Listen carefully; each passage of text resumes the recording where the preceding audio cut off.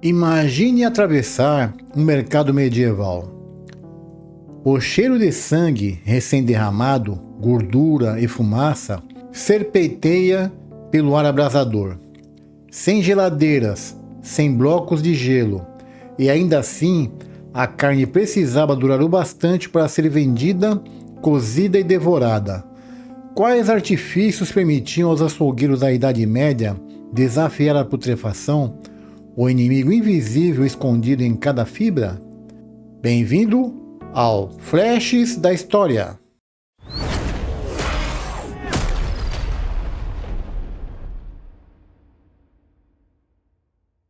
Na era medieval, a carne nunca foi mera refeição. Era ao mesmo tempo luxo e ameaça. Enquanto nobres e citadinos o cobiçavam para banquetes e mesas do dia a dia, todos conheciam a mesma sentença: carne fresca apodrece depressa. Sem refrigeração, um naco de boi largado ao sol azedava em poucas horas. O odor da decomposição era mais do que repulsa. Era a morte anunciada. Carne estragada carregava parasitas, bactérias e doenças, ameaçando não só indivíduos, mas bairros inteiros. As crônicas relatam o pavor das infecções alimentares, sobretudo em cidades apinhadas, onde os mercados transbordavam de carcaças. Antes de comprar, muitos hesitavam, farejavam o ar, tateavam a firmeza, confiavam apenas no açougueiro de sempre. Para os pobres, o risco era maior. Nem sempre tinham como pagar os cortes mais frescos e acabavam com peças já duvidosas. As enfermidades ligadas à carne corrompida rondavam os lares, lembrando a todos quão frágil era a sobrevivência. Comer carne na Idade Média era um jogo, não de gosto, mas de vida. A resposta mais direta ao estrago era a urgência. Os açougueiros viviam no compasso do abate diário. O gado chegava ao amanhecer e perto do meio da manhã a carne já estava exposta. Frescor, a única garantia.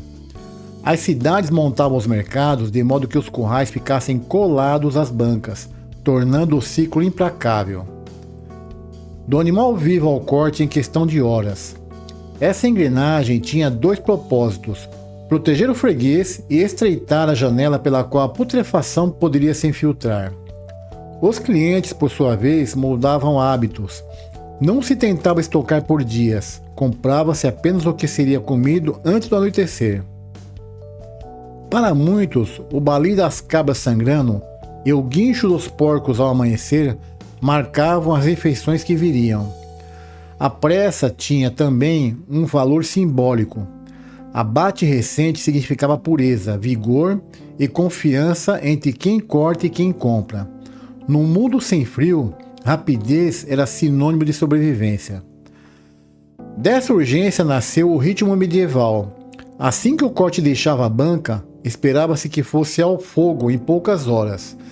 Famílias compravam o suficiente para uma ou duas refeições, e nada além disso. Sobras eram raras. O que ficasse amanhecia perigoso. As receitas do período revelam essa ansiedade. Ferver, assar, cozinhar. Métodos rápidos para converter carne crua em sustento seguro. Os mercados, por sua vez, eram projetados para o giro. Vendedores bradavam ofertas, apressando o estoque antes que o calor o traísse. Para camponeses e citadinos, a regra era clara: consumir antes que a decadência comece.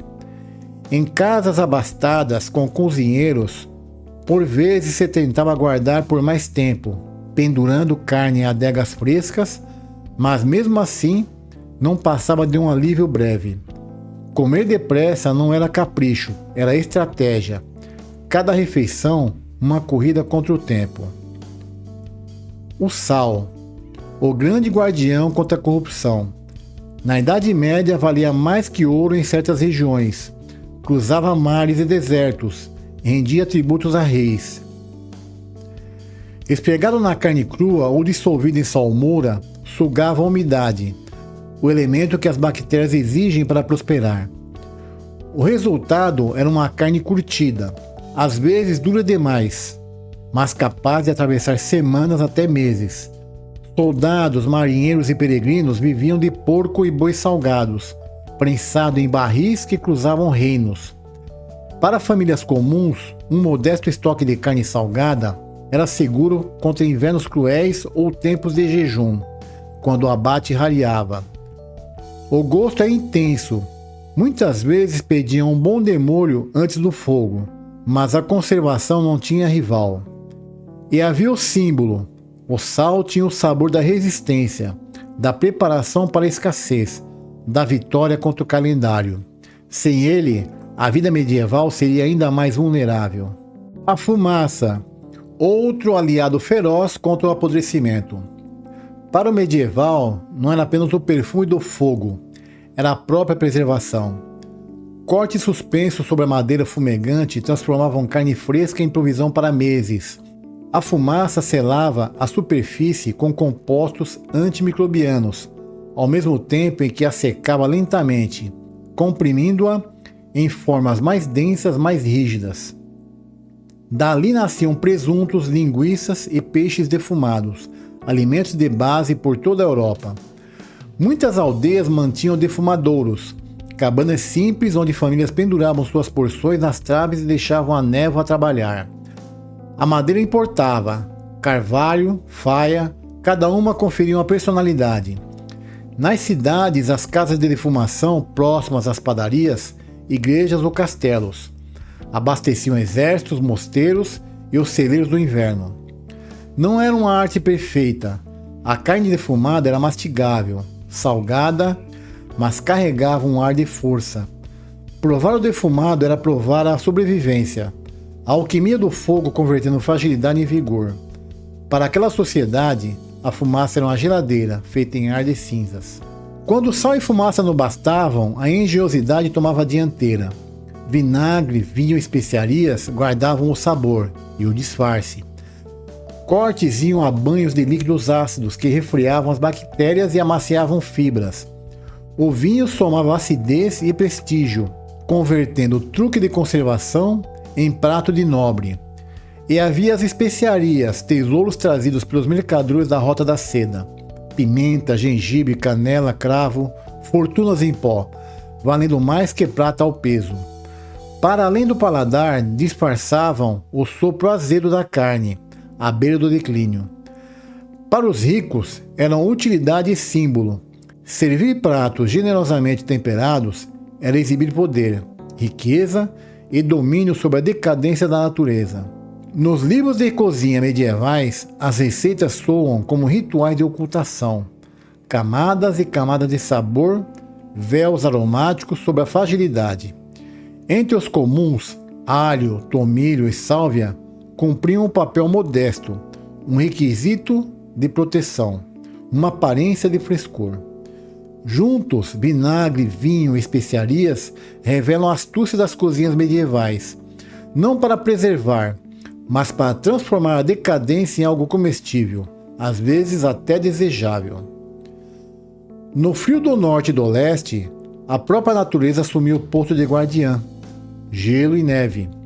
Nos invernos longos, a carne repousava em adegas subterrâneas ou fossas ao ar livre, onde o congelamento quase paralisava o apodrecimento. Propriedades ricas e mosteiros colhiam blocos de gelo de rios e lagos e os guardavam em casas isoladas com palha e terra. Esses congeladores primitivos duravam até a primavera, e a carne fresca ultrapassava a estação do abate. Nas aldeias, confiava-se na brutalidade do inverno. Carcaças penduradas do lado de fora endureciam como pedra, congeladas até o momento de uso. Para quem vivia à sombra do Báltico e dos Alpes, o clima era cúmplice, um sentinela natural contra a putrefação. Mas o gelo tinha limites, o calor voltava e com ele a necessidade do sal, da fumaça e das especiarias. Ainda assim, a memória da fartura congelada ditava o compasso da sobrevivência. O inverno não era só estação de escassez. Paradoxalmente, era o tempo mais seguro para comer carne. Carne era vital e perigosa demais para ser deixada ao acaso. Por isso, as cidades erguiam regras severas contra açougueiros e mercados. Conselhos municipais publicavam ordenanças contra a venda de carne podre ou a mistura de cortes velhos com frescos. Inspetores, muitas vezes membros de guildas, os vistoriadores de carne, vigiavam as bancas, checando a qualidade.